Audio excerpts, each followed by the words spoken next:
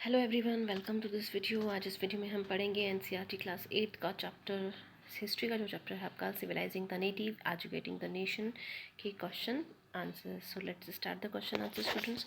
First we have the match the following questions, जिसमें हमें दिया है थॉमस विलियम जॉन्स जो है कि वो जो है प्रमोशन ऑफ इंग्लिश एजुकेशन थे, रिस्पेक्ट फॉर एंशिएंट कल्चर थे, गुरुज थे, learning in the natural environment थे और critical of the English education थे।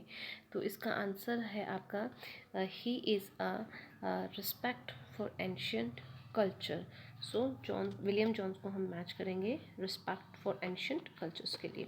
रविंद्रनाथ टैगोर जो है उन्हें किस लिए हम जानते हैं, तो promotion of English language, English education, no gurus, no learning in natural environment की। रविंद्रनाथ टैगोर जो है उन्होंने प्रमोट किया था कि बच्चे की शिक्षा जो है वो नेचुरल एनवायरनमेंट में होनी चाहिए ताकि वो अपनी क्रिएटिविटी क्यूरियोसिटी को जो है वो एम्फोसाइज कर सके, उसे वो बाहर निकाल सके।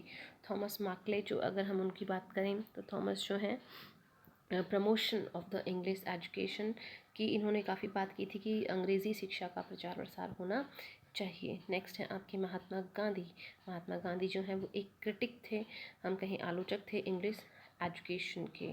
फिर आपकी जो पाठशालाएं जो हैं वो गुरुज के द्वारा रिकॉग्नाइज की जाती थी। तो इस तरह से फर्स्ट क्वेश्चन आपका कंप्लीट होता है। पे match the column. Next question हम चलते हैं students. state the whether statements are true and false. The first one is James Mill was a serf critic of the ओरिएंटलिशन यानी प्राच्यवादी जो शिक्षा थी उसके जेम्स मिल जो है वो बहुत बड़े आलोचक थे। It is true. सेकेंड है इसमें the 1854 dispatch on education was in favour of English being introduced as the medium of higher education in India की जो वुड्स डिस्पैच था उसको हम ये मानते हैं कि जो शिक्षा के अंदर ये जो है हायर एजुकेशन के अंदर मीडियम ऑफ इंस्ट्रक्शन जो है पढ़ाने का जो माध्यम है उसको अंग्रेजी माना गया था। तो it is also true. Third इसमें आपका आता है Mahatma Gandhi thought that promotion of literacy was the most important aim of education. इन्होंने कहा कि इनके अनुसार कि गांधी जी जो है वो ये मानते थे कि साक्षरता जो है वो एक बहुत बड़ा उद्देश्य होना चाहिए शिक्षा का। तो इट इज़ फॉल्स। नेक्स्ट इसमें Rabindranath Tagore felt that children ought to be subjected to strict discipline। Rabindranath Tagore जो है वो ये मानते थे कि बच्चों को एक स्ट्रिक्ट डिसिप्लिन अनुशासन सिखाना चाहिए। तो इट इज़ ऑल्सो फॉल्स, क्योंकि रविंद्रनाथ टैगोर जो है वो ये मानते थे कि बच्चों को हम एनवायरमेंटल एटमॉस्फेयर में जो है लर्निंग उसको सिखानी चाहिए। नेक्स्ट क्वेश्चन आता है आपका क्वेश्चन आंसर है। फर्स्ट क्वेश्चन है इसमें थर्ड में why did William Jones feel the need to study Indian history. William Jones जो है उन्होंने भारतीय इतिहास को पढ़ने की ज़रूरत क्यों समझी। फ़िलॉसफी जो है, लॉ जो है, यानी भारत के इतिहास जो है, दर्शन शास्त्र हैं या हम कहीं कानून जो है उनको पढ़ने की ज़रूरत उन्हें क्यों महसूस हुई। The William Jones felt the need to study Indian history, philosophy and law as this will not only help the British learn from Indian culture. कि इससे ना केवल जो अंग्रेज़ थे उन्हीं को भारतीय संस्कृति के बारे में जानने का मौका मिल रहा था, but it would also help Indians to rediscover their own heritage and understand the lost glories in their of the past. इससे हम ये कहें कि सिर्फ ब्रिटिशर्स को ही मौका नहीं मिल रहा था, बल्कि भारतीय जो लोग हैं उनको भी अपने हम कहें कि जो धरोहर थी, जो ग्लोरी जो हम खो चुके हैं अपने भूतकाल में, अपने पास्ट में, उसको जानने का मौका वापस मिलता है। This would establish the British as guardian of Indian culture and gain the total control. इससे जो है ब्रिटिश लोग जो हैं वो भारतीय संस्कृति के ऊपर जो है एक गार्जियन का काम करते हैं और हम कहें कि उनको जो है सारा का सारा उनको कंट्रोल जो है वो इंडिया के ऊपर वो गेन कर पाते हैं। क्वेश्चन नंबर 4 यहाँ पे आपका आता है why did James Mill and Thomas Macaulay think that European education was essential in India। कि जेम्स मिल है और थॉमस मैकुले जो है ये ऐसा क्यों मानते थे कि यूरोपियन जो शिक्षा है उसकी भारत में बहुत ज़्यादा ज़रूरत है। तो हम यहाँ पे स्टार्ट करते हैं। James mill and Thomas Macaulay thought, दोनों ही ऐसा सोचते थे that European education would enables Indians, कि भारतीयों को हेल्प कर सकती हैं to recognize the advantage that flow from the expansion of trade and commerce and make them see the importance of developing the resources of the country, कि इससे भारतीय लोग जो हैं वो ये रिकॉग्नाइज़ कर पाएंगे, वो ये पहचान पाएंगे कि क्या फ़ायदे हैं कि जब हम अपने व्यापार का एक्सपेंशन करते हैं, अपने वाणिज्य का एक्सपेंशन करते हैं, उसका विस्तार करते हैं, तो हमारे जो नेचुरल रिसोर्सेज है या जो रिसोर्सेज जो संसाधन हमारे देश में हैं, हम उनका और विकास कर सकते हैं। ऐसा थॉमस माकुले और जेम्स मिल मानते थे।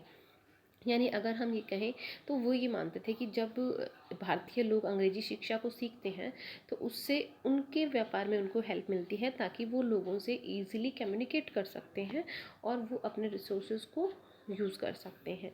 सेकंड अगर हम बात माने तो introducing Europe way of life would change their taste and desire and create a demand for British food। अगर अंग्रेज़ी यूरोपियन एजुकेशन सिस्टम अगर भारत में लागू किया जाता है तो उससे भारतीय लोग जो हैं उनके टेस्ट हैं, उनके डिज़ायर्स हैं, यानी उनकी इच्छाएं जो हैं वो क्रिएट करती हैं उन सब चीज़ों की जो कि ब्रिटिशर्स यूज़ करते हैं। तो यानी कि ब्रिटिश जो सामान है उसकी डिमांड क्या होगी, भारत में इंक्रीज़ हो जाएगी, because Indians would being to be appreciate and buying things that were produced in Europe. क्योंकि जब भारतीय अंग्रेज़ी बोलना सीखेंगे, अंग्रेज़ी पढ़ना सीखेंगे, तो वो ब्रिटिशर्स को कॉपी करेंगे और उस चीज़ के लिए उन्हें जो ब्रिटिश में जो चीज़ें तैयार की जा रही हैं उनकी ज़रूरत होगी। तो ऐसी चीज़ों की जो एप्रिशिएशन है या उन चीज़ों को वो ख़रीदने के लिए तैयार भी होंगे। It would also improve the moral character of Indian, और वो ऐसा मानते थे कि इससे जो भारतीय हैं उनका मॉरल कैरेक्टर भी इम्प्रूव होगा, वो उसमें भी वृद्धि होगी। It would make them truthful and honest and thus supply the company with civil servants who could be trusted and demanded upon.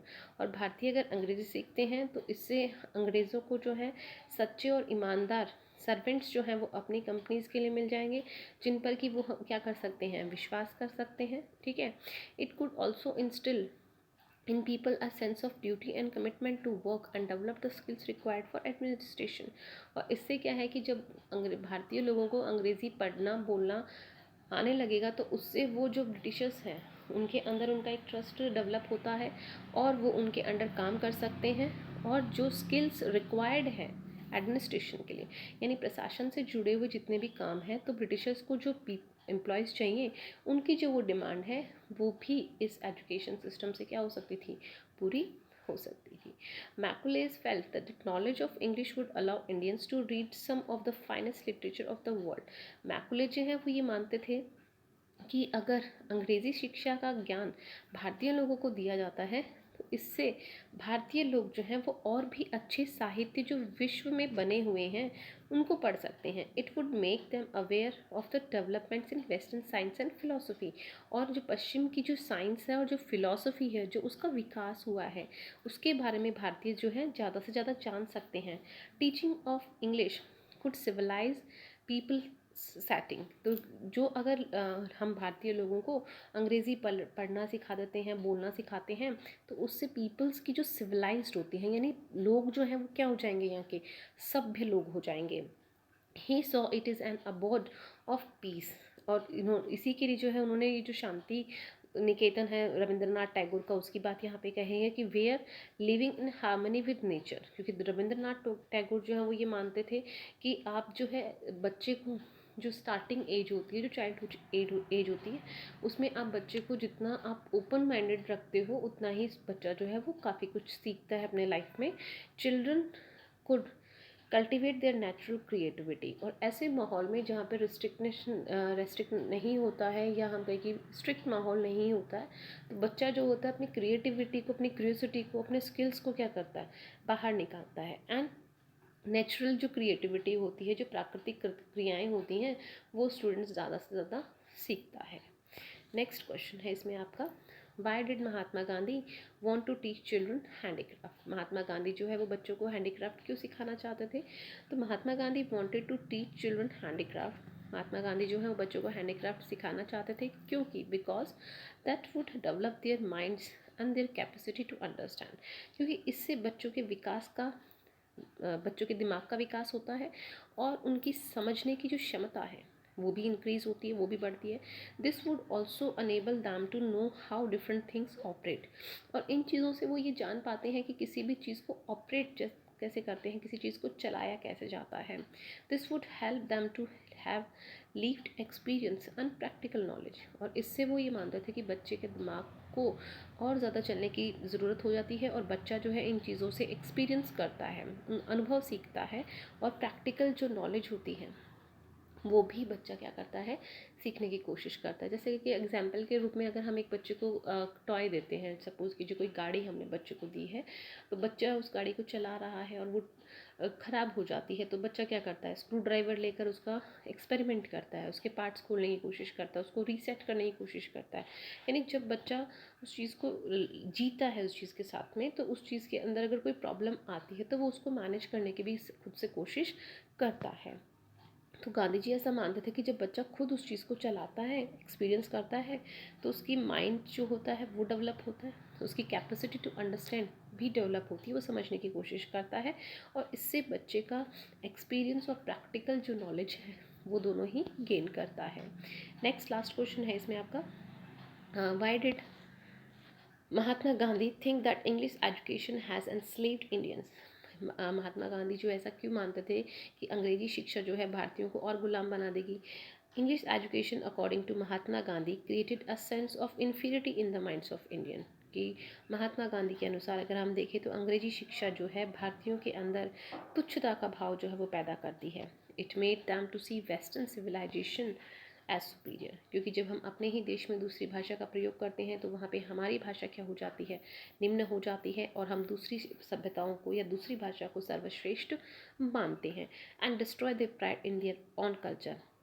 और इससे जो है हमारा अपनी सभ्यता में, या हम कहें कि अपने संस्कृति से जो विश्वास होता है वो ख़त्म हो जाता है, बिल्कुल अलग हो जाता है।